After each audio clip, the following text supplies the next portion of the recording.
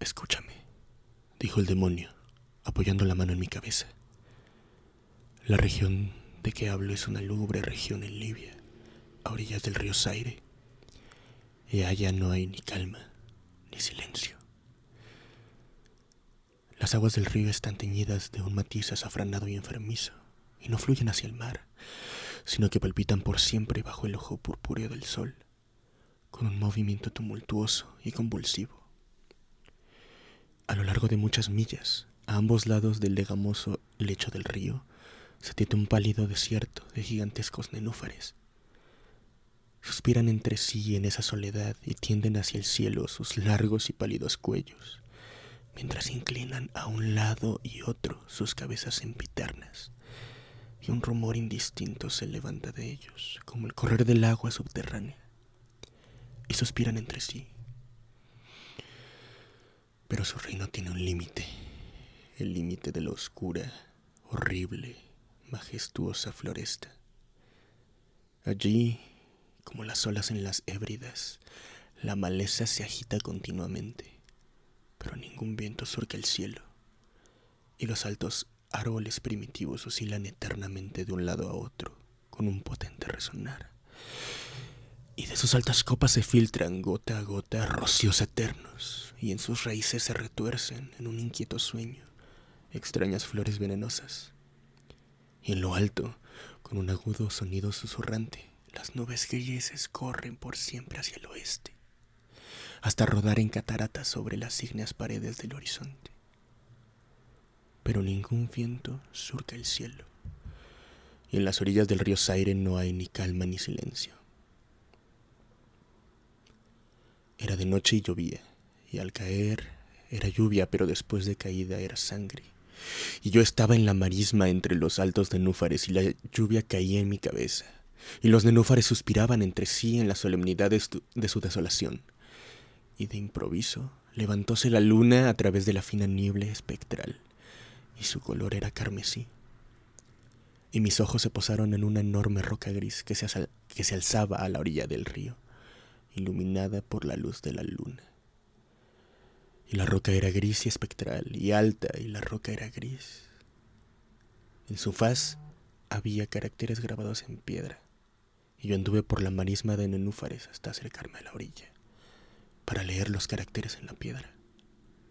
Pero no pude descifrarlos, y me volví a la marisma cuando la luna brilló con un rojo más intenso, y al volverme y mirar otra vez hacia la roca y los caracteres, vi que los caracteres decían desolación. Y miré hacia arriba, y en lo alto de la roca había un hombre, y me oculté entre los nenúfares para observar lo que hacía aquel hombre. Y el hombre era alto y majestuoso, y estaba cubierto desde los hombros a los pies con la toga de la antigua Roma. Y su silueta era indistinta, pero sus facciones eran las facciones de una deidad, porque el palio de la noche, y la luna, y la niebla, y el rocío habían dejado al descubierto las facciones de su cara. Y su frente era alta y pensativa, y sus ojos brillaban de preocupación, y en las escasas arrugas de sus mejillas leí las fábulas de la tristeza, del cansancio, del disgusto de la humanidad y el anhelo de estar solo. Y el hombre se sentó en la roca, apoyó la cabeza en la mano y contempló la desolación. Miró los inquietos matorrales y los altos árboles primitivos, y más arriba el susurrante cielo y la luna carmesí. Y yo me mantuve al abrigo de los nenúfares, observando las acciones de aquel hombre. Y el hombre tembló en la soledad. Pero la noche transcurría y él continuaba sentado en la roca. Y el hombre distrajo su atención del cielo y miró hacia el melancólico río Zaire y las amarillas, siniestras aguas y las pálidas legiones de nenúfares.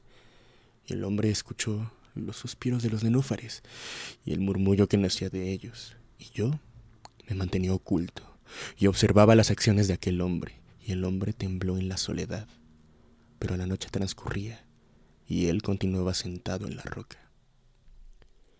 Entonces me sumí en las profundidades de la marisma, vadeando a través de la soledad de los nenúfares, y llamé a los hipopótamos que moran entre los pantanos en las profundidades de la marisma, y los hipopótamos oyeron mi llamada y vinieron con los behemoth al pie de la roca. y rugieron sonora y terriblemente bajo la luna. Y yo me mantenía oculto y observaba las acciones de aquel hombre. Y el hombre tembló en la soledad, pero la noche transcurría y él continuaba sentado en la roca. Entonces maldije los elementos con la maldición del tumulto, y una espantosa tempestad se congregó en el cielo, donde antes no había viento. Y el cielo se tornó lívido con la violencia de la tempestad, y la lluvia azotó la cabeza del hombre, y las aguas del río se desbordaron, y el río atormentado se cubría de espuma, y los nenúfares alcanzaban clamores, y la floresta se desmoronaba ante el viento, y rodaba el trueno, y caía el rayo, y la roca vacilaba en sus cimientos. Y yo me mantenía oculto, y observaba las acciones de aquel hombre, y el hombre tembló en soledad. Pero la noche transcurría, y él continuaba sentado. Entonces me encolericé y maldije con la maldición del silencio, el río y los nenúfares y el viento y la floresta y el cielo y el trueno y los suspiros de los nenúfares, y quedaron malditos, y se callaron. Y la luna cesó de trepar hacia el cielo, y el trueno murió, y el rayo no tuvo ya luz, y las nubes se suspendieron inmóviles, y las aguas bajaron a su nivel y se estacionaron, y los árboles dejaron de balancearse, y los nenúfares ya no suspiraron, y no se oyó más el murmullo que nacía de ellos, ni la menor sombra de sonido en todo el vasto desierto ilimitado. Y miré los caracteres de la roca y habían cambiado, y los caracteres decían silencio.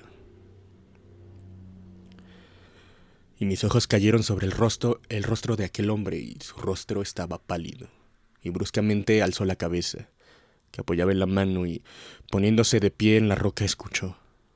Pero no se oía ninguna voz en todo el vasto desierto ilimitado, y los caracteres sobre la roca decían silencio. Y el hombre se estremeció y, desviando el rostro, huyó a toda carrera, al punto que cesé de verlo. Pues bien, hay muy hermosos relatos en los libros de los magos, en los melancólicos libros de los magos, encuadernados en hierro. Allí, digo, hay admirables historias del cielo y de la tierra, y del potente mar y de los genios que gobiernan el mar y la tierra y el majestuoso cielo. También había mucho saber en las palabras que pronunciaban las síbilas y santas. Santas cosas fueron oídas antaño por las sombrías hojas que temblaban en torno a Dodona. Pero, tan cierto como que Alá vive, digo que la fábula que me contó el demonio, que se sentaba a mi lado a la sombra de la tumba, es la más asombrosa de todas. Y cuando el demonio concluyó su historia, se dejó caer en la cavidad de la tumba y rió. Y yo no pude reírme con él, y me maldijo porque no reía, y el lince que eternamente mora en la tumba salió de ella y se tendió a los pies del demonio, y lo miró fijamente a la cara.